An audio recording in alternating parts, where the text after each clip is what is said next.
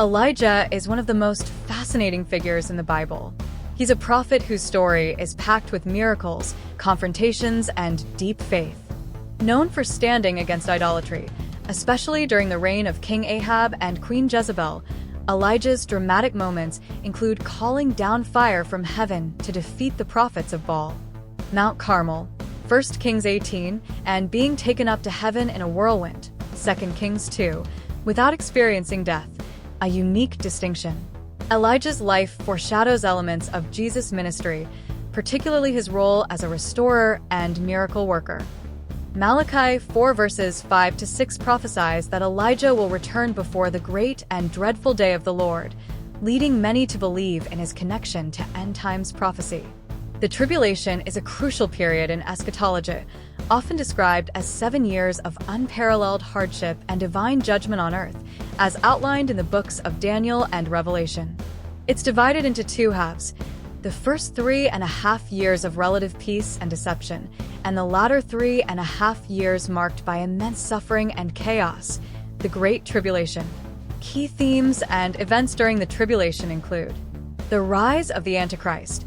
A political and charismatic leader emerges, promising peace but ultimately leading humanity into rebellion against God, Revelation 13. The seals, trumpets, and bowls. These are progressive judgments poured out on the earth, ranging from natural disasters to spiritual torment, Revelation 6-16. The abomination of desolation. The Antichrist defile the temple, declaring himself as God, Daniel 9 verse 27. Matthew 24 verse 15. The mark of the beast. People are compelled to receive this mark to participate in the economy, signifying allegiance to the Antichrist. Revelation 13 verses 16-18. The faithful witnesses. Amid the darkness, some stand firm in faith, most notably the 144,000 sealed from the tribes of Israel and the 2 witnesses who proclaim God's truth. Revelation 7. Revelation 11. Elijah is one of the 2 witnesses. This period culminates in the Battle of Armageddon, where Jesus returns triumphantly to defeat the forces of evil and establish his millennial kingdom, Revelation 19-20. To intertwine Daniel's 70th week, the Euphrates River, and the tribulation is to uncover a fascinating tapestry of prophecy and divine orchestration. Let's break it down and see how these elements interconnect. Daniel 9 verses 24-27 outlines a prophetic timeline of 70 weeks, or sevens, with each week understood as a period of 7 years. The 70th week is reserved for the tribulation, a time of covenant, deception, and judgment. The prince who is to come, commonly interpreted as the Antichrist, makes a covenant with many for 1 week, breaking it halfway through, leading to the abomination of desolation. The first half includes the rise of the Antichrist and a deceptive peace. The Euphrates, mentioned several times in Revelation, e.g., Revelation 9 verse 14 and 16:12, carries significant eschatological weight. It serves as a boundary. Historically, it marked the eastern limits of the Promised Land, Genesis 15 verse 18.